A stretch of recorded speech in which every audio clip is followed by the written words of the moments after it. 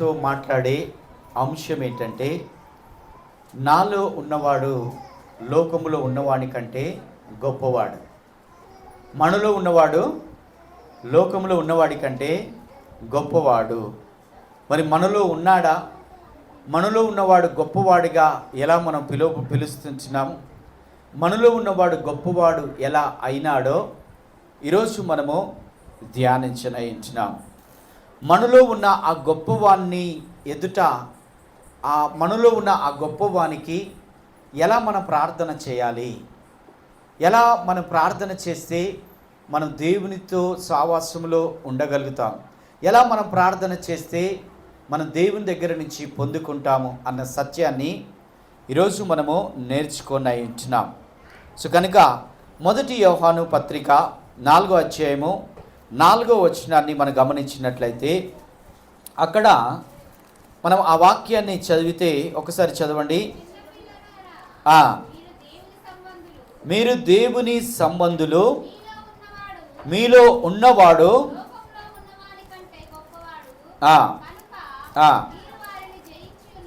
చాలండి. మనలో ఉన్నవాడు లోకములో ఉన్నవాడి కంటే గొప్పవాడు అని దేవుని యొక్క వాక్యము సెలవిస్తూ ఉంటుంది. అయితే మనలో ఉన్నవాడు గొప్పవాడు ఎలా అయినాడు? మనలో ఉన్నవాడు గొప్పవాడు అని మనం ఎలా చెప్పగలుగుతుంటున్నామో? మనలో ఉన్నవాడు గొప్పవాడైతే మరి మనమెందుకు బలహీనులం అయిపోతున్నాం? మనలో ఉన్నవాడు గొప్పవాడైతే మనమెందుకు దేవుని దగ్గర నుంచి పొందుకోలేకపోతున్నాము అని ఈ యొక్క సత్యాలన్నీ కూడా ఈరోజు మనము ధ్యానించినాము. జాగ్రత్తగా మరి గమనించండి. ఇక్కడ లూకాసు వార్తలకు వచ్చేద్దాం. లూకాసు వార్త 24వ అధ్యాయంలో 1 నుంచి 5 వచనాలు, నేను ఒక్కొక్క వచనాన్ని నేను చదువుతాను, మీరు జాగ్రత్తగా గమనించండి. ఆదివారమున తెల్లవారుచుండగా ఆ స్త్రీలు తాము సిద్ధపరిచిన సుగంధ ద్రవ్యములను తీసుకొని సమాధి యొద్దకు వచ్చి, సమాధి ముందర ఉండిన రాయి దొరలింపబడి ఉండుట చూచి లోపలికి వెళ్ళిరి గాని ప్రభువైన యేసు దేహమును వారికి కనపడలేదు. ఇందును గూర్చి వారికేమీ తోచక ఉండగా ప్రకాశమానమైన వస్త్రములు ధరించిన 2 మనుషులు వారి యొద్ద నిలవబడిరి. వారు భయపడి ముఖములను నేల మోపి ఉండగా, వీరు సజీవుడైన వారిని మీరెందుకు మృతులలో వెదుకుచున్నారు అని అక్కడ ప్రశ్నించినట్లుగా మనం చూస్తూ ఉంటున్నాం. సో ఇక్కడ మనం ఈ యొక్క వాక్యంలో మనం గమనించినట్లయితే, యేసుక్రీస్తు ప్రభు చనిపోయి మరలా తిరిగి లేస్తాను అని మరణించక ముందే ఆయన చెప్పి ఉంటున్నాడు. మరణించక ముందే ఆయన ముందే శిష్యులతో మాట్లాడినాడు, అనేకులతో మాట్లాడినట్లుగా మనం చూస్తుంటున్నాం. సో కనుక మనం 11వ వచనంలో, అయితే వారి మాటలు వీరి దృష్టికి వెర్రి మాటలుగా కనపడని కానీ వీరు వారి మాటలు నమ్మలేదు. సో మనం ఇక కింది వచనాలన్నిట్లలో కూడా గమనిస్తే, అక్కడ యేసుక్రీస్తు ప్రభు ఇంతకు ముందే నేను మరణిస్తాను, తిరిగి లేస్తాను అని చెప్పినట్లుగా మనము చూస్తూ ఉంటున్నాం. కానీ ఆ సంగతి వీళ్ళు మర్చిపోయినారు. ఏం చేస్తున్నారు? ఆ విషయాన్ని మర్చిపోయినారు, మరలా జ్ఞాపకం చేసుకోలేకపోయినారు. అందుకనే మృతుల్లో దేవుడు ఉన్నాడని మృతుల్లో ఉన్న దేవుని వెతకడానికి వచ్చినారు. మృతుల్లో ఉన్న దేవుని వెతకడానికి వచ్చినప్పుడు అక్కడ 2 దూతలు కనపడి ఏమని చెప్పినారు? మీరెందుకు మృతుల్లో ఉన్న దేవుణ్ణి వెతుకుచుంటున్నారు? ఆయన తిరిగి లేచినాడు అని మనం అక్కడ చూస్తూ ఉంటున్నాం. గమనించినట్లయితే మనందరము దేవుని వెతకాలి, కానీ సజీవుడైన దేవుని వెతకాలి. చాలామంది మృతుల్లో ఉన్న దేవుని వెతుకుతున్నాం, మృతుల్లో దేవుని వెతుకుతున్నాము, కానీ మృతుల్లో ఉన్న దేవుని వెతుకుతున్నాము, తిరిగి లేచిన దేవుని వెతకలేకపోతుంటున్నాం. సజీవుడైన దేవుని మనము వెతకాలి. సజీవుడైన దేవుని మనం వెతికినప్పుడు ఆయన ఎలా లేవగలిగినాడు, ఎలా పునరుత్థానుడైనాడు, ఎలా మరణాన్ని చేయించినాడు, ఎలా శోధనని చేయించినాడు, ఎలా బలహీనతల్ని చేయించినాడు, ఎలా బంధకాల నుంచి విడిపింపబడ్డాడో ఇవన్నీ కూడా మనకు అర్థమవుతూ ఉంటుంది. గమనించండి. అప్పుడు ఆ యొక్క మరణము ఎదుట మనకున్న సమస్యలు చాలా చిన్నగా కనిపిస్తూ ఉంటాయి. సో తిరిగి లేచిన దేవుడు, శక్తి కలిగిన దేవుడు, మరి మరణాన్ని జయించిన దేవుడు ఆయన మనలో ఉన్నప్పుడు మన మన మన జీవితంలో, మన కుటుంబంలో సంభవిస్తుంటున్న శోధనలే కానీ, మన కుటుంబంలో ఎదురవుతున్న సమస్యలే కానీ, మనం ఎదుర్కొంటున్న బలహీనతలే కానీ, బంధకాలే కానీ, ఇవన్నీ కూడా చాలా చిన్నవి కదా. అంటే పునరుత్థానుడైన దేవుడు, సజీవము కలిగిన దేవుడు, జీవము కలిగిన దేవుడు నాలో ఉన్నాడు అన్న సత్యాన్ని మనం గుర్తించినప్పుడు ఆయన పునరుత్థానపు శక్తి చేత మనం నింపబడతాం. సో మనలో ఉన్నవాడు గొప్పవాడు ఎలా అయినాడు అంటే ఆయన సజీవుడు కనుక, ఆయన జీవము కలిగిన దేవుడు కనుక, ఆయన మన హృదయంలో నివసిస్తున్నాడు కనుక ఆయన గొప్పవాడు అయినట్లుగా మనం చూస్తూ వచ్చినాం. గమనించండి. అయితే మనం వెతుకుతున్నది మృతుల్లో ఉన్న దేవుని వెతుకుతున్నామా, సజీవుడైన దేవుని వెతుకుతున్నామా?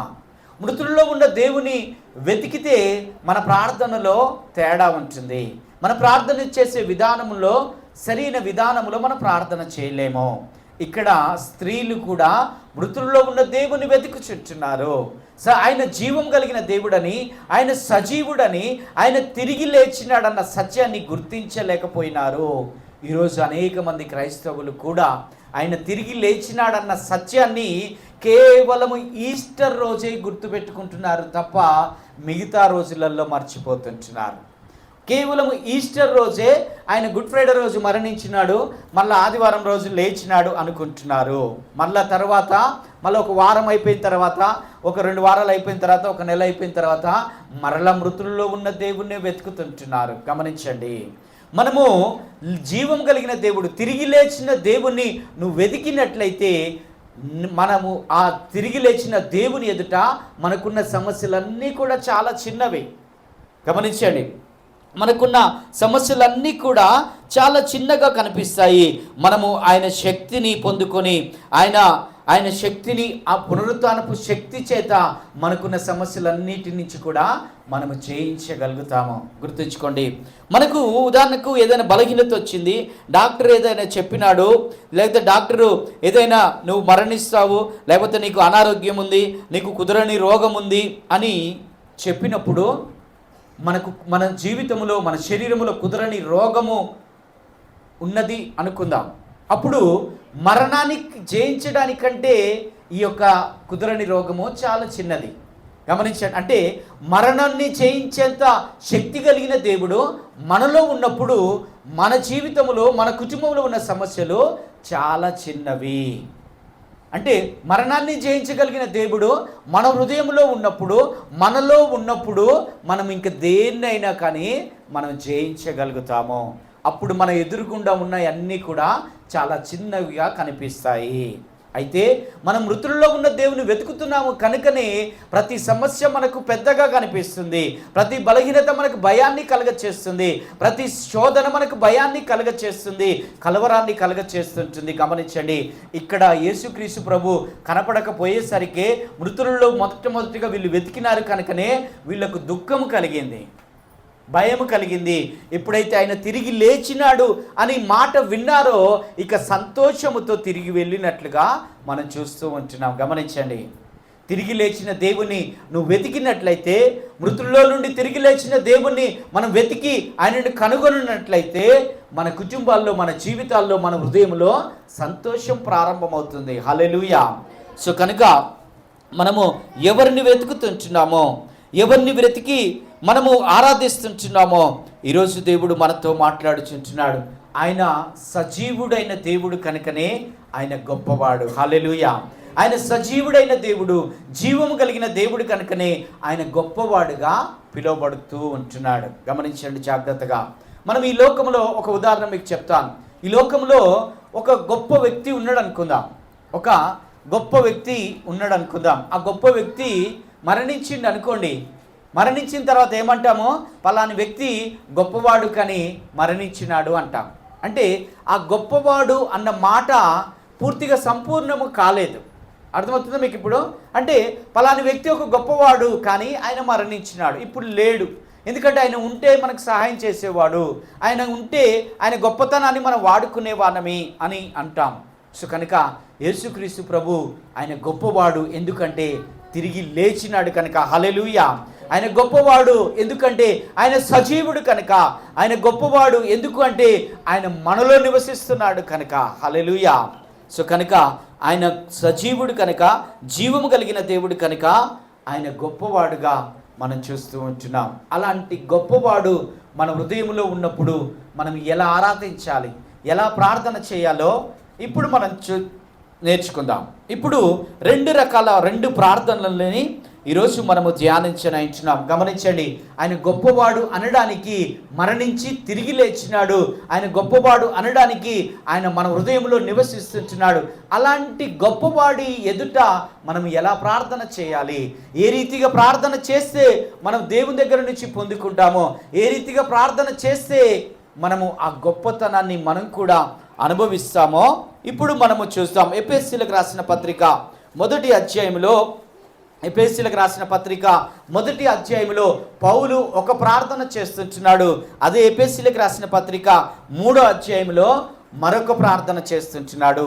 ఈ రెండు ప్రార్థనలని మనము నేర్చుకుంటే, ఈ రెండు ప్రార్థనలు మనకు అర్థమైపోతే ఆయన పునరుత్థానపు శక్తి చేత, ఆయన ఆత్మశక్తి చేత మనం నడిపింపబడతాము. హల్లెలూయా. సో కనుక పౌలు చేసిన ఆ రెండు ప్రార్థనల్ని ఈరోజు మనము నేర్చుకున్నాం. ఆ రెండు ప్రార్థనలు మనకు తెలిస్తే మనలో ఉన్నవాడు గొప్పవాడని ఆటోమేటిక్గా మనం చెప్పగలుగుతాం. మనలో ఉన్నవాడు గొప్పవాడని ఆటోమేటిక్గా మనం ధైర్యము కలిగి మనం జీవించగలుగుతాము. ఆ రెండు ప్రార్థనల ముందు మన పేరు పెట్టుకొని, మనల్ని ఊహించుకొని మనము ఆ రీతిగా ప్రార్థన చేయగలిగినట్లయితే మనము ఆయన పునరుత్థానపు శక్తి చేత మనము నడిపింపబడతామని ఈరోజు దేవుడు మనతో మాట్లాడుచుంటున్నాడు. గమనించండి, ఎఫెసీయులకు రాసిన పత్రిక 1వ అధ్యాయము 17వ వచనంలో మనం గమనించినట్లయితే అక్కడ 17, 18, 19 వచనాలన్నీ కూడా కలిపి మనకు కనిపిస్తూ ఉంటున్నాయి. అక్కడ మనకు ఇంగ్లీష్ బైబుల్ ఉంటే ఎవరి దగ్గరైనా ఇంగ్లీష్లో మీరు ఓపెన్ చేసి చూస్తే అక్కడ క్లియర్గా మనకు స్పష్టంగా ఒక్కొక్క అధ్యాయాన్ని మనకు చూపిస్తూ మనకు ఈజీగా అర్థమయ్యేటట్లుగా కనిపిస్తూ ఉంటుంది. ఇంగ్లీష్ బైబిల్లో ఒకసారి చదవమ్మా, 17th వర్స్ చదువు ఒకసారి. 17 వచనాన్ని ఒకసారి చదువు.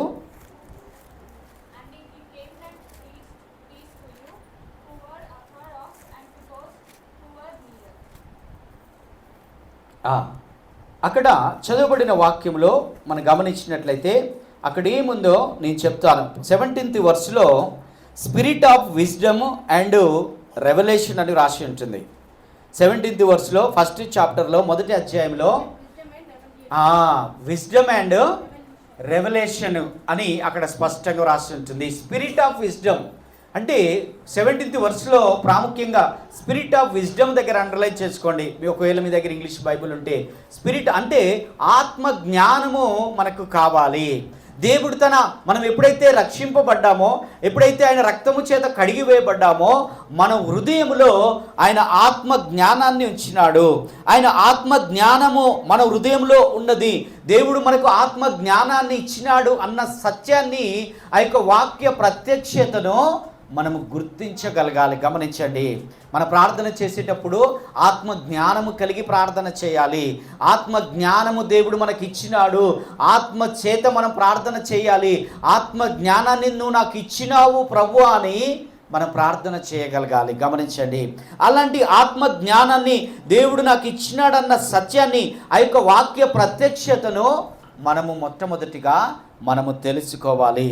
అదే ఎఫెసీ 1వ అధ్యాయం 3వ వచనంలో కూడా రాస్తాడు, మన ప్రభు అయిన యేసుక్రీస్తు యొక్క తండ్రి యగు దేవుడు స్తుతింపబడునుగాక. ఆయన క్రీస్తునందు పరలోక విషయములలో ఆత్మ సంబంధమైన ప్రతి ఆశీర్వాదమును ఎవరికి ఇచ్చినాడు? మనకు అనుగ్రహించాను. గమనించండి, ఈ విషయం తెలుసా మనకు? ఒకసారి ఆలోచించండి. ఆత్మ సంబంధమైన ప్రతి ఆశీర్వాదము దేవుడు మనకు అనుగ్రహించినాడు. ఆ విషయం మనకు తెలిస్తే మనం ఏదైతే దేవుడిని అడుగుతామో అది ఆల్రెడీ దేవుడు మనకు అనుగ్రహించినాడు. అవన్నీ ఎక్కడున్నాయి? ఆత్మ సంబంధమైనవి.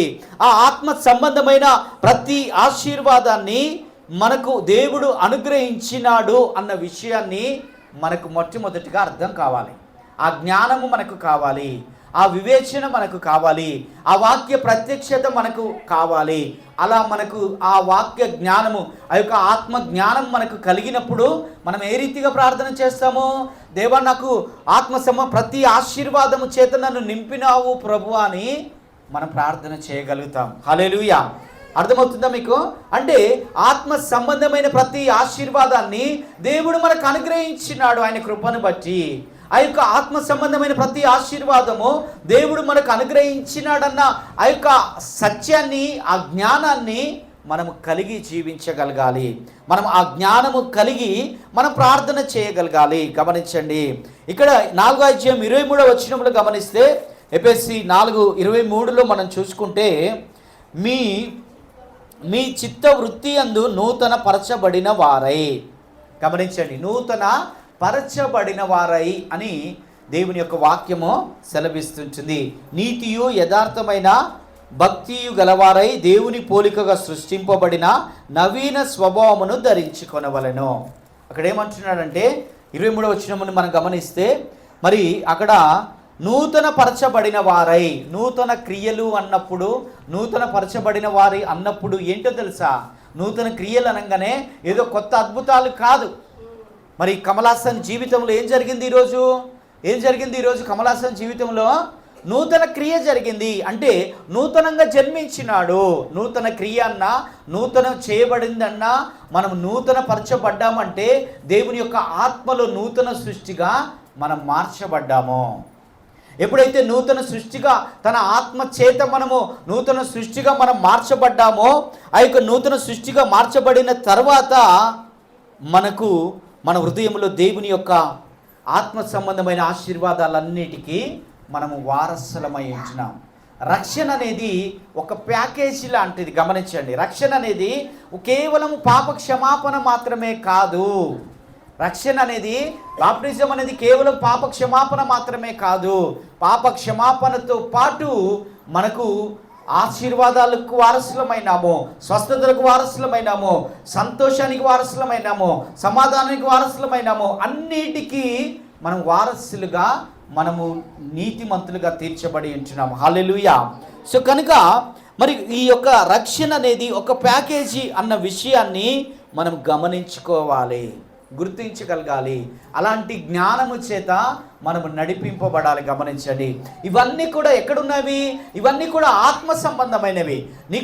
మన కొరకు సిద్ధపరిచిన స్వస్థత కానీ, మన కొరకు సిద్ధపరిచిన పాపక్షమాపణ కానీ, మన కొరకు సిద్ధపరిచిన ఆత్మ సంబంధమైన ఆశీర్వాదాలు కానీ, మన కొరకు సిద్ధపరిచిన సమస్తము కూడా ఆత్మ సంబంధమైనవి. ఇవన్నీ కూడా మన హృదయంలో నుంచి మన మైండ్లోకి రావాలి, మన మైండ్లో నుంచి మన శరీరంలోనికి, మన జీవితంలోనికి రావాలి. హల్లెలూయా. అంటే మనము విత్డ్రా చేసుకోవాలి. అర్థమవుతుందా? మనము ఉదాహరణకు బావిలో నీళ్ళు ఉన్నాయి అనుకోండి. బావిలో నీళ్ళు ఉంటే బయటికి ఎలా తెస్తాము? చేదుకొని బయటికి తీసుకొస్తాం. బావిలో నీళ్ళు ఉన్నాయి కానీ మనం నీళ్ళు లేవు అని ఏడ్చుకుంటూ కూర్చుంటామా? ఏం చేస్తామో ఒక బకెట్ ఉపయోగించి మనము ఆ నీళ్లను బయటికి తీసుకొచ్చి మనం వాడుకుంటాము. అదే రీతిగా ఆత్మ సంబంధమైన ప్రతి ఆశీర్వాదాలని, ప్రతి స్వస్థతలని విశ్వాసం అనే బకెట్ పెట్టి బయటికి మనము తీయగలగాలి. హల్లెలూయా. అర్థమవుతుందా? ఇవన్నీ కూడా నువ్వు ఎప్పుడైతే రక్షింపబడ్డావో, ఎప్పుడైతే నీ హృదయమైన రక్తము చేత కడిగి వేయబడిందో, ఎప్పుడైతే నీ హృదయం రూపాంతరము చెందిందో, ఎప్పుడైతే నీ హృదయంలో ఆయన ఆత్మ చేత నువ్వు ముద్రింపబడ్డావో, ఇక నీ హృదయంలో ముద్రింపబడిన ఆ యొక్క నూతన పరిశుద్ధాత్మ ద్వారా ప్రతి ఆశీర్వాదము దేవుడు మనకు అనుగ్రహించి ఉంటున్నాడు. అవన్నీ కూడా మనం బయటికి తీయాలి. ఆ ఆత్మ సంబంధమైన ఆశీర్వాదాలన్నిటినీ కూడా మనం బయటికి తీయగలిగినప్పుడు మనము వాటిని అనుభవించగలుగుతాము. అంటే ఏం చేయాలో తెలుసా? అంటే హృదయంలో ఈ యొక్క ఆత్మ సంబంధమైన ఈ యొక్క జ్ఞానము, వివేచన, ఈ జ్ఞానాన్ని నువ్వు కలిగి ఉన్నప్పుడు ఆటోమేటిక్గా నీ మైండ్ అనేది రూపాంతరము చెందాలి. నీ మైండ్ ఛానల్ మార్చాలి. అర్థమవుతుందా? నాకు వైపు చూడండి. హల్లెలూయా. అంటే హృదయంలో ఆత్మ సంబంధమైన ప్రతి ఆశీర్వాదము దేవుడు మనకు అనుగ్రహించినాడు. ఆయన జీవము కలిగిన దేవుడు, ఆయన మృతులలో లేని దేవుడు, ఆయన తిరిగి లేచిన దేవుడు. ఆయన మనకు ఆత్మ సంబంధమైన ప్రతి ఆశీర్వాదం అంటే స్వస్థత, పాపక్షమాపణ, శాపం నుంచి విడుదల, సమాధానము, సంతోషము అన్నీ కూడా, ఆత్మ ఫలాలన్నీ కూడా ఆయన మనకు ఆత్మచేత అనుగ్రహించినాడు. ఇవన్నీ కూడా మనం బయటికి తీయాలంటే మన మైండ్ రూపాంతరం చెందాలి, మన మనస్సు రూపాంతరం చెందాలి. అందుకనే రోమా 12:2 క్రైస్తవ జీవితానికి చాలా ప్రాముఖ్యమైనది. అది అండర్లైన్ చేసుకొని ప్రతిరోజు ఒక్కసారి చదువుకోవాలి. అక్కడ ఏమన్నది? మీ మనస్సు మారి నూతన పరచుట వలన రూపాంతరము చెందుడి అంటున్నాడు. అంటే మన హృదయం మారుతుంది. మన హృదయం మారినప్పుడు నూతన పరచబడినప్పుడు మన మనస్సు రూపాంతరము చెందుతుంది. అంటే మైండ్ రెన్యూ కావాలి, అంటే మైండ్ రూపాంతరము చెందాలి, అంటే మన మైండ్ ఆలోచించే విధానము రూపాంతరము చెందాలి. మనము ఆలోచించే విధానము రూపాంతరము చెందినప్పుడే మన హృదయంలో ఉన్న ప్రతి ఆశీర్వాదాన్ని మనం బయటికి తీసుకురాగలుగుతాం. గమనించండి జాగ్రత్తగా. హల్లెలూయా. నీ మైండ్ రూపాంతరము చెందలేదనుకోండి, దేవుడిచ్చినవి ఏవి కూడా నువ్వు అనుభవించలేవు. Simple logic.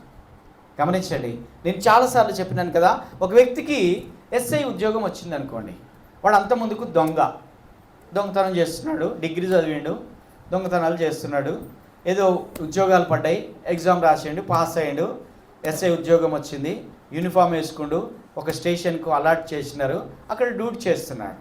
ఇప్పుడు ఏం కావాలి? ఇప్పుడు అంతకుముందుకి ఏమై ఉన్నాడు? ఆయన ఒక దొంగలాగా ఉంటున్నాడు. ఇప్పుడు ఏమైనాడు?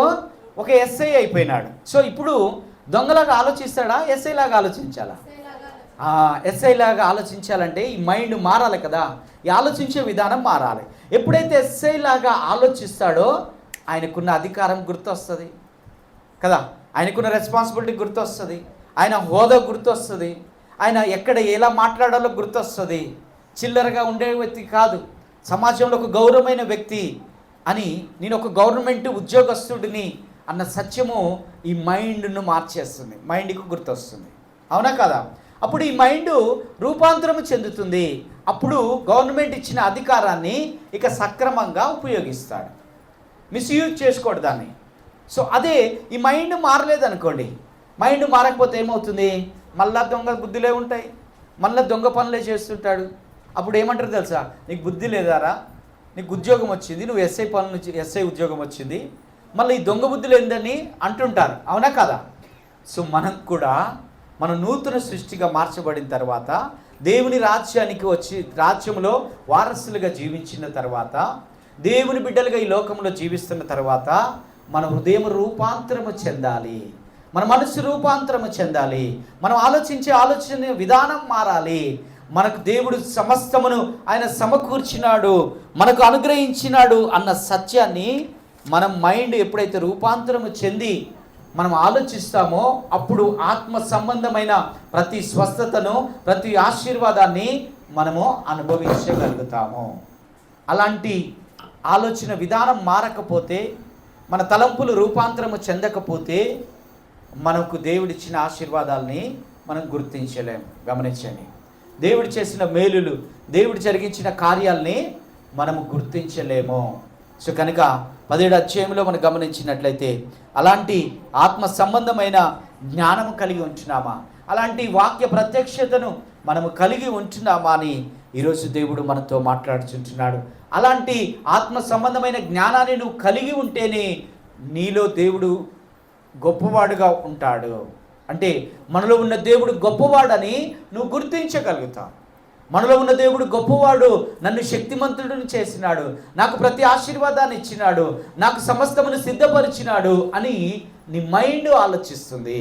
నీ మైండ్ ఆలోచించినప్పుడు నీ హృదయంలో ఆనందము కలుగుతుంది. నీ మైండ్, నీ హృదయం రెండు ఆలోచించినప్పుడు నీ శరీరము నువ్వు చెప్పినట్టు వింటుంది. హల్లెలూయా కదా? నీ హృదయంలో ఒకటి ఉండి నీ మైండ్ ఒకటి చెప్తే శరీరం కూడా ఇంకొక పని చేస్తుంది. సో కనుక నీ హృదయము, నీ మైండ్ రెండు రూపాంతరము చెందితే ఆటోమేటిక్గా నీ శరీరము మన కంట్రోల్లో ఉంటుంది. నీ హృదయంలో వాక్యం అనే ఆ కళ్ళెం ఉందనుకోండి, వాక్యం అనే కళ్ళెం ఉన్నప్పుడు మనసుని కంట్రోల్లో పెడుతుంది. మనసు కంట్రోల్లో ఉన్నప్పుడు ఆటోమేటిక్గా నీ శరీరం కంట్రోల్లో ఉంటుంది. నీ శరీరము, నీ మనస్సు, నీ హృదయం కంట్రోల్లో ఉన్నప్పుడు నీ కుటుంబము కూడా కంట్రోల్లో ఉంటుంది. హల్లెలూయా.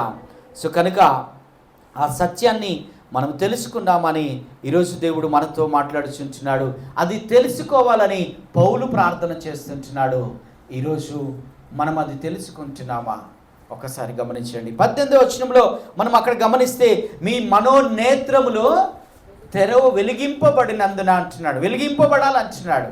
సో ఇక్కడ మనకు 18వ వచనంలో మనం గమనిస్తే ఇంగ్లీష్లో కూడా చూసుకుంటే అక్కడ స్పష్టంగా మనకు కనిపిస్తూ ఉంటుంది. అంటే ఆయన పిలిచిన పిలుపు ఇక్కడ ఐస్ ఆఫ్ యూ అని రాసి ఉంటుంది. అంటే ఐస్ ఆఫ్ యువర్ అండర్స్టాండింగ్ అని రాసి ఉంటుంది. అంటే మీ మనోనేత్రములు వెలిగింపబడినందున దేవుడు మనల్ని ఎందుకు పిలిచినాడు అన్న విషయము మన కళ్ళకు కనపడకపోతే మనం గుడ్డివారిగా ఉంటాం. దేవుడు మనకు ప్రతి ఆశీర్వాదం మనకి ఇవ్వడానికే ఆయన మనల్ని పిలిచినాడు, మనల్ని విడిపించినాడు, మనల్ని రక్షించుకున్నాడు. గమనించండి. సో ఆ మనోనేత్రములు మనకు తెరవబడకపోతే మనం చూసే చూపు వేరుగా ఉంటుంది, మనం ఆలోచించే ఆలోచన విధానం వేరుగా ఉంటుంది, మనం ఊహించే ఊహ అనేది వేరుగా ఉంటుంది. గమనించండి జాగ్రత్తగా. ఇక్కడ మొదటి రాజుల గ్రంథము 6వ అధ్యాయం 17వ వచనంలో మనకు అక్కడ ఒక అద్భుతమైన సత్యము మనకు కనిపిస్తూ ఉంటుంది. ఎలీషా దగ్గర ఒక పనివాడు ఉంటాడు. ఎలీషా దగ్గరికి ఎలీషా మీదికి యుద్ధం చేయడానికి రథాలు, గుర్రాలు, సైనికులు వచ్చినప్పుడు ఎవరు భయపడతారు? అక్కడ ఎలీషా దగ్గర పని చేస్తున్న ఆ యొక్క సేవకుడు భయపడతాడు. సేవకుడు భయపడినప్పుడు ఎలీషా ఏమని ప్రార్థన చేస్తాడు? వీడి మనోనేత్రములు తెరవబడాలని ప్రార్థన చేస్తాడు. ఎలీషా కళ్ళు తెరవబడ్డాయి కనుకనే తన చుట్టూ ఆయన అగ్ని రథాలను చూస్తున్నాడు ఎలీషా. ఈ యొక్క సేవకుడు తన దగ్గర పనిచేస్తున్న పనివాడు కళ్ళు తెరవబడలేదు కనుక తన చుట్టూ ఉన్న అగ్ని రథాలు కనపడకపోవడం చేత శత్రువులు మన మీదికి వస్తున్నారనే భయం అనేది కలిగింది. గమనించండి. ఇక్కడ మనం నేర్చుకోవాల్సినది ఏంటంటే దేవుడు మనల్ని రక్షించుకొని మనల్ని తన ఆశీర్వాదములకు పాత్రులుగా ఆయన మనల్ని పిలుచుకున్నాడు. మనం నిరీక్షణ కలిగి ఉండాలి అంటే మన కళ్ళు తెరవబడాలి. మన చుట్టూ ఆత్మ సంబంధమైన ప్రతి ఆశీర్వాదం మనకు కనిపించాలి. మన కోసం సిద్ధపరిచిన ఆయన స్వస్థత మన కళ్ళకు కనపడాలి. ఆయన ఆశీర్వాదం మనకు కనిపించాలి. మన చుట్టూ ఆయన రక్త ప్రోక్షణ మనం చూడగలగాలి. మన చుట్టూ ఆయన అగ్ని రథములను మనం చూడగలిగినప్పుడు మన హృదయంలో దేవుని యొక్క ఆ యొక్క ఆశీర్వాదాన్ని మనం చూడగలుగుతాము, ఊహించుకోగలుగుతాము. అంటే మన కళ్ళు తెరవబడితే మన ఊహ అనేది మారుతుంది, మన ఇమాజినేషన్ అనేది మారిపోతుంది. గమనించండి. మనం చూడకపోతే మనం ఊహించలేం కదా. అంటే మనోనేత్రములు తెరవబడినప్పుడు మనము దేవుని యొక్క ఆశీర్వాదాలని మనం చూడగలుగుతాము. దేవుని యొక్క ఆశీర్వాదాలని చూసినప్పుడు మనం ఒక నిరీక్షణ కలిగి ఉంటాం. గమనించండి. చాలా ప్రాముఖ్యమైన విషయాల్ని ఈరోజు మనం ధ్యానించుకుంటున్నాం. మొట్టమొదటిది ఆత్మ సంబంధమైన జ్ఞానం మనకు కావాలి. ఆత్మ సంబంధమైన ఆశీర్వాదాలు దేవుడు మనకి ఇచ్చినాడన్న సత్యాన్ని మనం తెలుసుకున్నప్పుడు ఆ రీతిగా మనం ప్రార్థన చేస్తాము. రెండవది మన మనోనేత్రములు తెరవబడినప్పుడు దేవుడు మన కోసం సిద్ధపరిచినవన్నీ కూడా మనము చూడగలుగుతాము. చూసినప్పుడు మనము ఆ స్వస్థతను కానీ ఆశీర్వాదాన్ని కానీ మనం ఊహించగలుగుతాము. ఊహించినప్పుడు మనం నిరీక్షణ కలిగి మనం జీవించగలుగుతాం. లూకా సువార్త 1వ అధ్యాయము 51, 52 వచనంలో మనం గమనించినట్లయితే మన హృదయంలో ఒక ఆలోచన, ఒక తలంపులు ఉంటే మన ఊహ కూడా ఆ రీతిగానే ఉంటున్నది. కనుక మన మనోనేత్రములు తెరవబడితేనే మనం ఊహించే ఊహలో మార్పు ఉంటుంది. మనం ఊహించే ఊహలో మార్పు ఉన్నప్పుడే మనకు నిరీక్షణ దొరుకుతుంది. నిరీక్షణ కలిగి మనం జీవించినప్పుడు మనం దేవుని దగ్గర నుంచి మనం పొందుకుంటాము. నిరీక్షణ నువ్వు చూసినప్పుడు, నువ్వు నిరీక్షణ కలిగి ఉన్నప్పుడు దేవా నాకు నువ్వు ఇది అనుగ్రహిస్తున్నావని నువ్వు ప్రార్థన చేయగలుగుతావు. నువ్వు చూడకపోతే, నువ్వు ఊహించకపోతే, నువ్వు చూడకపోతే దేవుడు నీకు ఇచ్చినాడని మనకు తెలియదు. అవునా కదా? అర్థమవుతుందా? హల్లెలూయా. సో కనుక ఇవన్నీ కూడా ఆత్మ సంబంధం. ఇవన్నీ కూడా మనం జ్ఞానము చేత, విశ్వాసము చేత, మనోనేత్రములు తెరవబడము చేత ఇవన్నీ మనం తెలుసుకుంటాము. అప్పుడు నా దేవుడు మృతులలో లేడు, సజీవుడు, నాలోనే ఉన్నాడు అన్న విషయాన్ని మనం గుర్తించగలుగుతాం. అప్పుడు చెప్తాం ధైర్యంగా, లోకములో ఉన్నవాడి కంటే నాలో ఉన్నవాడు గొప్పవాడని మనం చెప్పగలుగుతాం. ఉట్టిగా నోటి మాటతో కాదు. ఇవన్నీ తెలుసుకున్నప్పుడు మనం ధైర్యంగా నాలో ఉన్నవాడు గొప్పవాడు, నా మనోనేత్రములు తెరుస్తాడు, నాకు ఆత్మజ్ఞానాన్ని ఇచ్చినాడు, నా కళ్ళు తెరిపించినాడు, నా కొరకు సమస్తమును సిద్ధపరిచినాడని నువ్వు చూడగలుగుతావు, నువ్వు ఊహించగలుగుతావు, నువ్వు నిరీక్షణ కలిగి మనం ఉండగలుగుతాము. ఆ రీతిగానే మనం ప్రార్థన చేయగలుగుతామని ఈరోజు దేవుడు మనతో మాట్లాడుచుంటున్నాడు. చదవండి లూకా సువార్త 1:51-52 త్వరగా.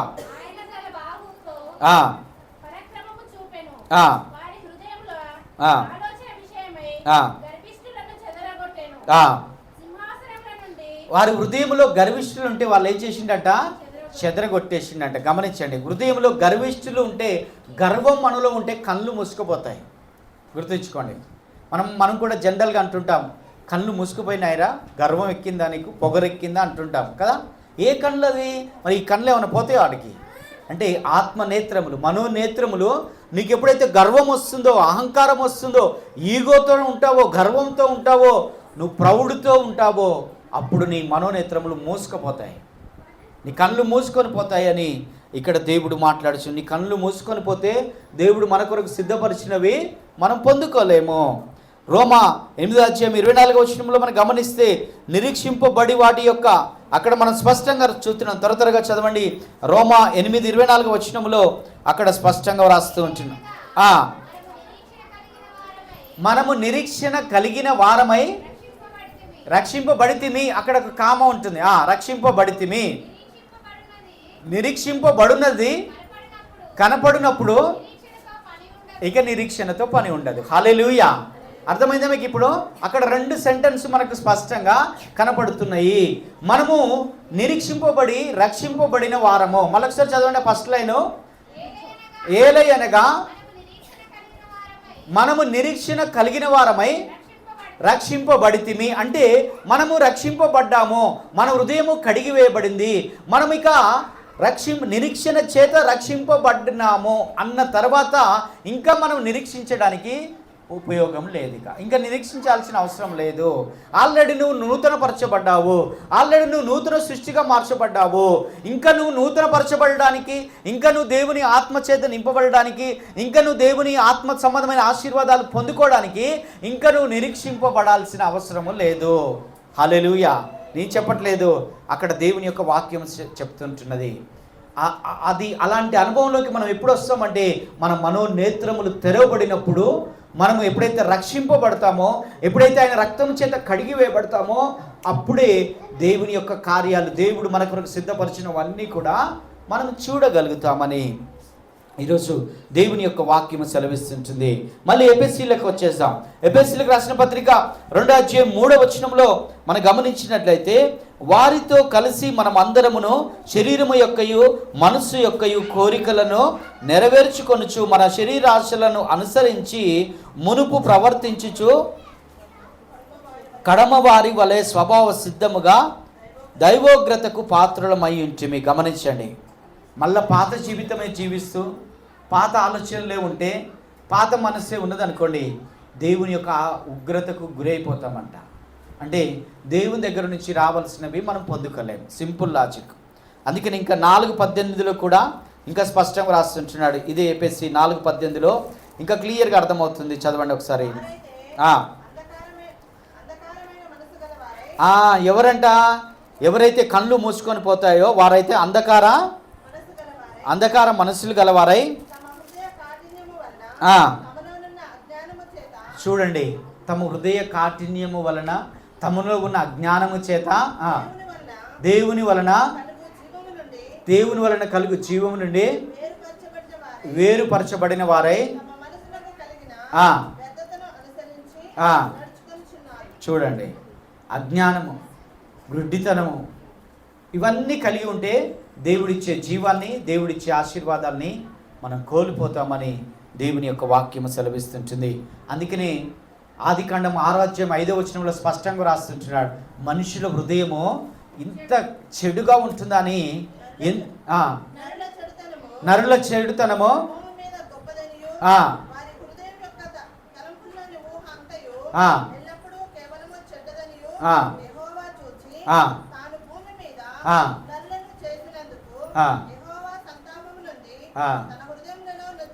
చూడండి, దేవుడే ఎందుకు చేసిండ్రా వీళ్ళని మనసులని అని నొచ్చుకున్నాడంట.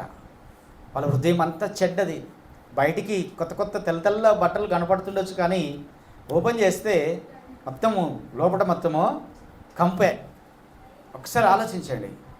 సో నువ్వు ఎప్పుడైతే ఆ యొక్క నీ హృదయంని కడిగి వేసుకుంటావో, ట్రాన్స్పరెంట్గా ఉండాలి, హిమము కంటే తెల్లగా కడిగి వేయబడాలి మన హృదయం.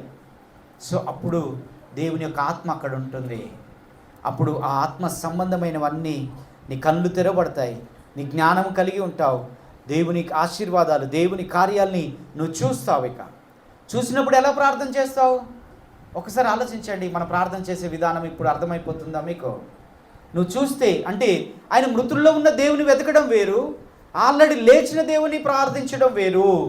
సో ఆయన లేచి ఆత్మ సంబంధమైన ప్రతి ఆశీర్వాదాన్ని మనకు అనుగ్రహించి మన హృదయంలో నివసిస్తున్నప్పుడు, నీ కళ్ళు తెరవబడినప్పుడు, నీ మనోనేత్రములు తెరవబడినప్పుడు, నీకు ఆత్మ జ్ఞానాన్ని నీకు కలిగి ఉన్నప్పుడు, ఆ యొక్క ప్రత్యక్షతను నువ్వు తెలుసుకున్నప్పుడు దేవుని యొక్క ఆశీర్వాదాలన్నీ నీకు కనిపిస్తాయి. అప్పుడు దేవుని నువ్వు ఎంతగానో స్తుతిస్తావు, కృతజ్ఞతాస్తుతులు చెల్లిస్తావు అని ఈరోజు దేవుడు మనతో మాట్లాడుచుంటున్నాడు. ఇక 19వ వచనానికి వచ్చేస్తే, 19వ వచనంలో ఆయనలో ఏ పవర్ ఉన్నదో అదే పవర్ని దేవుడు మనకు అనుగ్రహిస్తుంటున్నాడు. 17, 18, 19 ఆ 3 వచనాలు అన్నీ కలిపి ఉన్నాయి కదా. మొట్టమొదటిది ఆత్మ జ్ఞానము వీళ్ళకు తెలవాలని ప్రార్థన చేస్తున్నాడు పౌలు. రెండవది మనోనేత్రములు తెరవాలని ప్రార్థన చేస్తున్నాడు. మూడవది దేవుని యొక్క శక్తి, దేవునిలో ఏ శక్తి ఉన్నదో అదే ఆత్మను దేవుడు మనకు కూడా ఇచ్చినాడు. హల్లెలూయా. యేసుక్రీస్తు ప్రభులో ఏ ఆత్మ ఉన్నదో అదే ఆత్మను దేవుడు మన హృదయంలో ఉంచినాడు. కనుకనే యేసుక్రీస్తు ప్రభు ఏ రీతిగా చనిపోయి తిరిగి లేచినాడో మనం కూడా పాతి పెట్టబడి మరలా తిరిగి లేస్తుంటున్నాము. హల్లెలూయా. రెండవ రాకడ వచ్చినప్పుడు మరలా తిరిగి లేపబడతామో, ఆయన దగ్గర కుడి పార్శ్వమున మరలా మనం కూర్చుంటాము. హల్లెలూయా. సో అదే ఆత్మను దేవుడు మనకి ఇచ్చినాడు, అదే పవర్ని దేవుడు మనకు అనుగ్రహించినాడు. 1:4 వచనంలో అక్కడ కనిపిస్తూ ఉంటుంది. ఇది అనుభవపూర్వకమైన జ్ఞానం చేత మనకు అర్థమవుతుంది. ఎఫెసీ 1:4 వచనంలో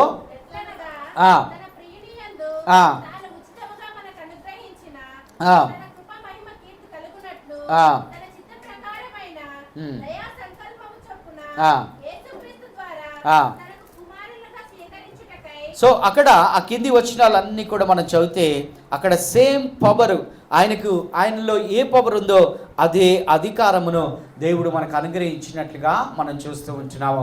గమనించండి, ఎప్పుడైతే నువ్వు బాప్టిజం తీసుకొని ఆయన బిడ్డలుగా రూపాంతరము చెంది ఆయన రాజ్యంలో నువ్వు నివసిస్తావో, మన అకౌంట్లో అన్నీ కూడా ఆత్మ సంబంధమైన ప్రతి ఆశీర్వాదాలు ఆల్రెడీ డిపాజిట్ చేయబడడం జరిగింది.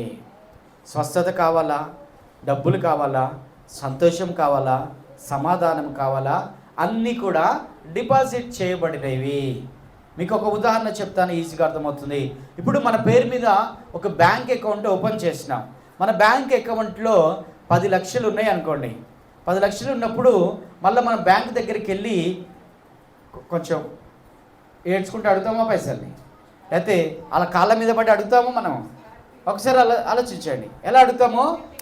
ధైర్యంగా వెళ్ళి, కాన్ఫిడెంట్గా వెళ్ళి ధన చెక్ రాసేస్తాము, విత్డ్రా ఫామ్ రాసేస్తాము, ఆయనకి ఇచ్చేస్తాం, డబ్బులు తీసుకొని వచ్చేస్తాం. ఇక భయం ఉండదు, కలవరం ఉండదు, దుఃఖం ఉండదు, ఇంకేది ఉండదు. కానీ మనకి ఎలా డ్రా చేసుకోవాలో తెలియలేదు అనుకోండి. ఎవరికి తెలియదు డ్రా చేసుకోవడమో? చదువు రాని వాళ్ళకు, అజ్ఞానులకు తెలియదు అనుకోండి. ఏం చేస్తాము? అయ్యయ్యో కొంచెం రాసేవా, కొంచెం రాసేవా, కొంచెం రాసేవా, కొంచెం రాసేవా బతిలాడుతూ ఉంటాం కదా. బతిలాడిన వాళ్ళు రెస్పాండ్ కాలేదానికి ఏమంటాము? ఇది నా పైసలు తీసుకోవడానికి ఇంత బతిలాడాల్సి వస్తుంది అని అనుకుంటాం కదా. సో ఇక్కడ క్రైస్తవులకు అదే జరుగుతుంది. అజ్ఞానము. ఇందాక మనం చదువుకున్నాం కదా, ఆత్మ జ్ఞానము, ఆ యొక్క మనోనేత్రములు తెరవబడక, ఆ జ్ఞానము, ఆ వివేచన లేక, ఆ యొక్క వాక్య ప్రత్యక్షత లేక, మన కొరకు సమస్తము సిద్ధపరిచినాడు దేవుడు అన్న సత్యము తెలియక అజ్ఞానుల వలె మృతుల్లో ఉన్న దేవుని మనము వెతుకుతూ ఉంటున్నాము. హల్లెలూయా. సో గమనించండి, మనం ఏది ఆయనను అడుగుతున్నామో అది ఆల్రెడీ మనకి ఇవ్వబడింది. మన కొరకు ఏది సిద్ధపరిచినాడో, మనం దేవుని ఏది అడుగుతున్నామో అది ఆల్రెడీ మనకి ఇవ్వబడింది. మనకి ఇవ్వబడిన దాన్నే మళ్ళీ ఆయనని ఇవ్వు అని అడుగుతున్నాం. ఒకసారి ఆలోచించండి. ఇప్పుడు ఈ బుక్ మీకు ఇచ్చినాను అనుకోండి, ఈ బుక్ మీకు ఇచ్చిన తర్వాత మళ్ళీ నాకు ఇవ్వమని అడుగుతామా? మనం అడుగుతామా? ఇచ్చినందుకు కృతజ్ఞతలు చెప్తాం, అవునా కదా? సో కనుక ఈ సత్యము అక్కడ పౌలు ఎఫెసీ సంఘానికి తెలియాలని వారి కొరకు ప్రార్థన చేస్తున్నాడు. ఈరోజు మనకు నేర్పిస్తూ ఉంటున్నాడు.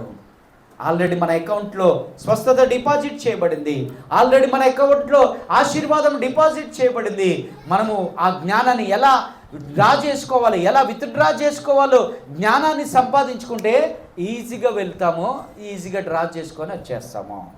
ఆ జ్ఞానము, అలాంటి జ్ఞానము మనకు ఎప్పుడు కలుగుతుందంటే, మనకు ఆత్మ జ్ఞానం వచ్చినప్పుడు, మన మనోనేత్రములు తెరవబడినప్పుడు, మనకు వాక్య ప్రత్యక్షత తెలిసినప్పుడు, ఇవన్నీ ఈ జ్ఞానాన్ని మనం సంపాదించుకున్నప్పుడు మనము డ్రా చేసుకోవడం కూడా మనకు తెలుస్తుందని ఈరోజు దేవుడు మనతో మాట్లాడుచున్నాడు. కనుక మనం ఏ రీతిగా ఎవరిని వెతుకుతున్నాం? సజీవులో ఉన్న దేవుని వెతుకుతున్నామా? మృతుల్లో ఉన్న దేవుని వెతుకుతున్నామా? ఏ రీతిగా మనం ప్రార్థన చేస్తున్నాం? దేని కొరకు మనం ప్రార్థన చేస్తున్నాం? నువ్వు దేని కొరకు ప్రార్థన చేస్తున్నావో, నువ్వు దేన్ని అడుగుతున్నావో, దేవుడు ఆల్రెడీ నీకు ఇచ్చినాడన్న జ్ఞానాన్ని, ఆల్రెడీ మన కొరకు సిద్ధపరిచినాడన్న ఆ యొక్క జ్ఞానము, వాక్య ప్రత్యక్షతను మనం తెలుసుకున్నప్పుడు మన ప్రార్థన చేసే విధానంలో మార్పు ఉంటుందని ఈరోజు దేవుడు మనతో మాట్లాడుచున్నాడు. ఇక రెండవ ప్రార్థనను మనం చూద్దాం. ఎఫెసీయులకు రాసిన పత్రిక 3వ అధ్యాయము, మనము 3వ అధ్యాయము 15, 16, 17 మరలా ఇక్కడ 3 వచనాల్ని మనం గమనిస్తే, మన అంతరంగ పురుషుడు మనలో ఉన్నాడు. అంతరంగ పురుషుడు అంటే ఎవరు? ఆత్మ, దేవుని యొక్క ఆత్మ మనలో. అంతరంగ పురుషుడు నిత్యము బలం పొందుకుంటున్నాడు. ఎలా బలం పొందుకుంటాడు? పరిశుద్ధాత్మ శక్తి చేత బలం పొందుకుంటాడు. మనము వాక్యాన్ని ఆహారంగా, ఆత్మకు ఆహారముగా వాక్యాన్ని ఇచ్చినప్పుడు మనలో ఉన్న ఆత్మ అనేది యాక్టివేట్ అవుతుంది.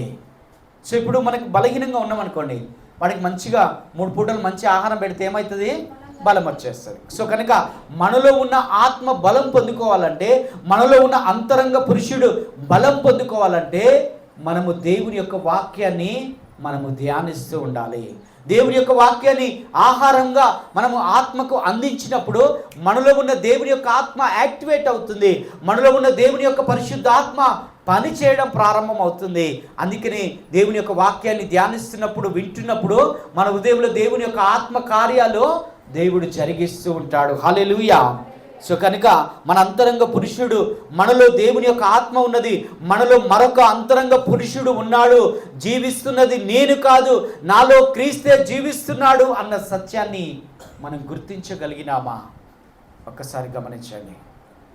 అక్కడ పౌలు భక్తుడు చెప్తాడు, గలతీలకు రాసిన పత్రిక 2వ అధ్యాయము 20వ వచనములో, జీవిస్తున్నది నేను కాదు కానీ క్రీస్తే నాయందు జీవిస్తున్నాడు. కేవలం పౌలు యందు మాత్రమే కాదు. ఎవరి యందు నివసిస్తున్నాడో, ఎవరి యందు జీవిస్తున్నాడో? మన యందు క్రీస్తు జీవిస్తున్నాడు అన్న సత్యాన్ని మనం గుర్తించినామా? అప్పుడే మనం చెప్పగలుగుతాము, నాలో ఉన్న దేవుడు లోకములో ఉన్న దేవుడి కంటే, లోకములో ఉన్నవాడి కంటే గొప్పవాడని.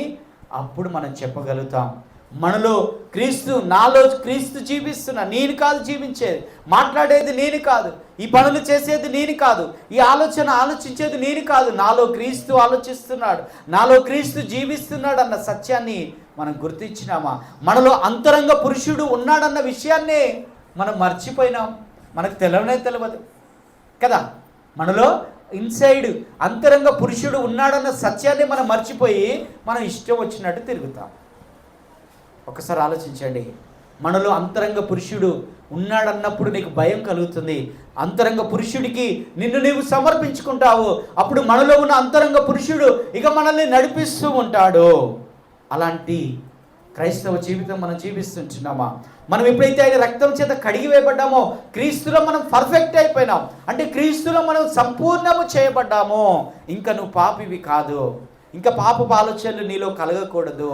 గమనించండి, మొదటి కొరింథీయులకు రాసిన పత్రిక 6:17 వచనంలో మనం గమనించినట్లయితే, త్వరగా తీయండి, కొన్ని వచనాలను మనం ధ్యానించుకొని ముగించుకుందాము.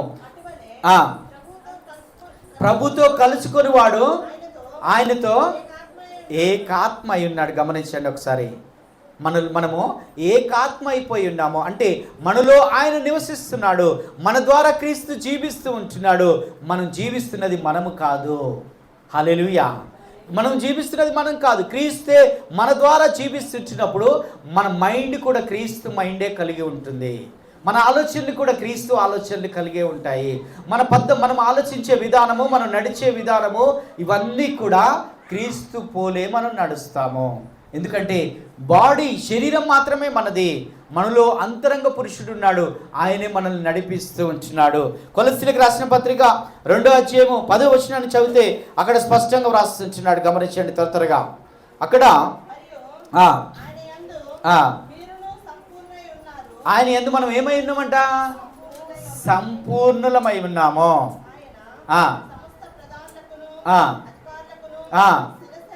శిరస్సు అయి ఉన్నాడు. గమనించండి, మనము ఆయనలో సంపూర్ణులమై ఉన్నాము. ఆయన రక్తము చేత కడిగబడినప్పుడు మన హృదయం పూర్తిగా కడిగివేయబడ్డది. సగం కడిగేసి సగం అట్లే ఉంచిండా దేవుడు? ఒక్కసారి ఆలోచించండి. మనం ఆయనలో సంపూర్ణం చేయబడ్డాము, మనము ఆయనలో ఏకమై ఉన్నాము, మనలో ఆయన నివసిస్తున్నాడు, మన ద్వారా క్రీస్తే జీవిస్తూ ఉంటున్నాడు అన్న సత్యాన్ని మనం తెలుసుకొని మనం ప్రార్థన చేయగలగాలి. అలాంటి ప్రార్థన మనం చేస్తుంటున్నామా? ఒక్కసారి గమనించండి. అందుకని రోమపత్రికలో ఆత్మ లేనివాడు నావాడు కాడని మాట్లాడుతూ ఉంటున్నాడు. గలతీ పత్రికలో గలతీ 4:6 కూడా మనకు ఒక సత్యం అక్కడ కనిపిస్తుంటుంది. గలతీల పత్రిక 4:6 మరియు మీరు అని చూడండి, అబ్బా తండ్రి అని మొరపెట్టే ఆత్మ మన హృదయంలో ఉన్నది. నాయనా తండ్రి అని మొరపెట్టే ఆత్మను మన హృదయంలోనికి పంపినాడు. మనము ఆ ఆత్మ చేత మనం నడిపింపబడుతున్నామా? ఇంకా పాత జీవితము, ఇంకా పాపపు జీవితము, పాపపు ఆలోచనలు, పాపపు స్వభావాన్ని కలిగి ఉంటున్నామా?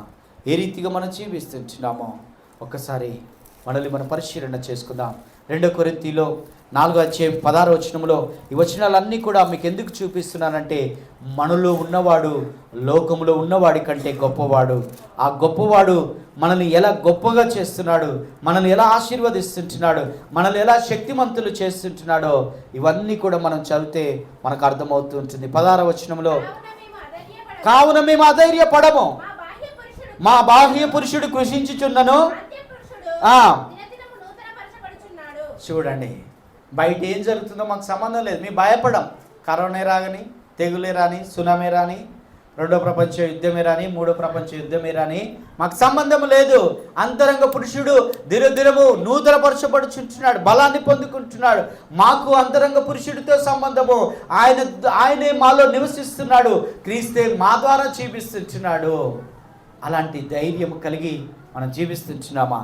అలాంటి ఆత్మ చేత మనం నడిపింపబడుతున్నామా అని ఈరోజు దేవుడు మనందరితో మాట్లాడుచుంటున్నాడు. ఇక చివరిగా 18:19 మనం గమనిస్తే, దేవుని యొక్క ప్రేమ, ఎఫెసీయులకు రాసిన పత్రిక 3:18-19 గమనిస్తే, దేవుడు మనల్ని ఎంత ప్రేమిస్తున్నాడో ఆ ప్రేమను మనం గుర్తించినామా? ఆ ప్రేమను గుర్తించే జ్ఞానాన్ని మనం కలిగి ఉన్నామా? ఒక్కసారి ఆలోచించండి. దేవుని యొక్క ప్రేమను నువ్వు అనుభవిస్తే ఆ ప్రేమ ద్వారా నీలో ఉన్న విశ్వాసం పనిచేస్తుంది. దేవుని యొక్క ప్రేమను నువ్వు రుచి చూడకపోతే దేవుడు ఏం చెప్పినా నీలో పని చేయదు కదా. ఇప్పుడు నన్ను మీరు ప్రేమిస్తే, నేను ఒక మాట చెప్తే మీరు ఆ మాటకు లోబడతారు. నన్ను ప్రేమించలేదు అనుకోండి, ఆయన ఏంది చెప్పేది అని అనుకుంటాం. అంతేనే కదా, ఎవరైనా కానీ. మన డాడీ ఉండనుకో, తండ్రి పిల్లగాడికి చెప్పిండనుకో ఒక మాట, తండ్రిని బాగా ప్రేమిస్తే ఆ మాటకు లోబడతాడు. ప్రేమించకపోతే ఆ మాటను తీసి పక్కకి వేసేస్తాడు. అంటే ప్రేమ, దేవుని యొక్క ప్రేమను మనం గుర్తించి ఆ ప్రేమను మనం అనుభవిస్తున్నప్పుడు దేవుని మాటలపై విశ్వాసం ఉంచుతాము. అప్పుడు మనలో ఉన్న విశ్వాసం అనేది పనిచేస్తూ ఉంటుంది. హల్లెలూయా. గలతీ పత్రిక 5:6 ఈ మాట రాస్తుంటుంది, దేవుని యొక్క ప్రేమ వలన మనలో విశ్వాసం అనేది కార్యసాధకం అవుతుంది అని అక్కడ దేవుని యొక్క వాక్యం సెలవిస్తూ ఉంటుంది. ఆ ప్రేమను మనం గుర్తిస్తుంటున్నామా? ఒక్కసారి గమనించండి. 1 యోహాను 4:8 దేవుడే మొట్టమొదటిగా మనల్ని ప్రేమించినాడు. ఆ ప్రేమను మనం అనుభవిస్తుంటున్నామా? ఒక్కసారి ఆలోచించండి. ఇంకా 1 యోహాను 4:18 ప్రేమ భయాన్ని పోగొడుతుందంట కదా. ప్రేమ చదవండి ఒకసారి. ప్రేమలో భయం ఉండదు. చాలండి, పరిపూర్ణమైన ప్రేమ భయాన్ని వెళ్ళగొడుతూ ఉంటుంది. నువ్వు దేవుని ప్రేమను నువ్వు అనుభవిస్తే నీలో భయం బయటకు వెళ్ళిపోతుంది. గుర్తుంచుకోండి ఒక్కటే, దేవుని యొక్క ప్రేమను నువ్వు అనుభవిస్తూ ఉంటుంటే నీలో విశ్వాసం ఉంటుంది. నీలో దేవుని యొక్క ప్రేమ ఉంటే, నీలో దేవుని యొక్క విశ్వాసం ఉంటే భయం ఆటోమేటిక్గా బయటికి వెళ్ళిపోతుంది, కలవరం ఆటోమేటిక్గా బయటికి వెళ్ళిపోతుంది. అలాంటి ప్రేమను నువ్వు అనుభవించినట్లయితే ఆ ప్రేమను జ్ఞాపకం చేసుకొని మృతులలో ఉన్న దేవుని కాదు, సజీవుడైన దేవుణ్ణి నువ్వు ప్రార్థన చేయగలుగుతావు. నాలో ఉన్న దేవుడు గొప్పవాడు, నాలో ఉన్న దేవుడు నన్ను ప్రేమించే దేవుడు, నాలో ఉన్న దేవుడు నన్ను నడిపించే దేవుడు, నాలో ఉన్న దేవుడు నా కొరకు సమస్తమును సిద్ధపరిచిన దేవుడు, నాలో ఉన్న దేవుడు నాకు జ్ఞానాన్ని ఇచ్చినాడు, నా కళ్ళు తెరిపించినాడని నువ్వు దేవుని ఎదుట నువ్వు ఆయనకు కృతజ్ఞతాస్తుతులు చెల్లించగలుగుతావు. సో కనుక ఈరోజు మనం ఏ దేవుని వెతుకుతున్నాం? మృతుల్లో ఉన్న దేవుని వెతుకుతున్నామా? సజీవుడైన దేవుని వెతుకుతున్నామా? సజీవుడైన దేవుని నువ్వు వెతికినట్లయితే, దేవుడు నీకు ఇచ్చినవన్నీ కూడా నువ్వు తెలుసుకున్నట్లయితే నీ ప్రార్థనలో మార్పు కనిపిస్తుంటుంది. నువ్వు ప్రార్థన చేసే విధానంలో మార్పు కనిపిస్తుంటుంది. అప్పుడు నువ్వు ధైర్యంగా చెప్పగలుగుతావు, లోకంలో ఉన్నవాడి కంటే నాలో ఉన్నవాడు గొప్పవాడు, నన్ను ప్రేమించేవాడు, నన్ను విడిపించేవాడు, నన్ను నడిపించేవాడు, నా కొరకు సమస్తమును సిద్ధపరిచినాడని నువ్వు చెప్పగలుగుతావు. అలా నువ్వు చెప్పగలుగుతున్నావా? అందరం లేచి నిలబడి ఒకసారి మనల్ని మనం పరిశీలన చేసుకుందాం. అలాంటి జీవితాన్ని మనం జీవించినట్లయితే ఆయన పునరుత్థాన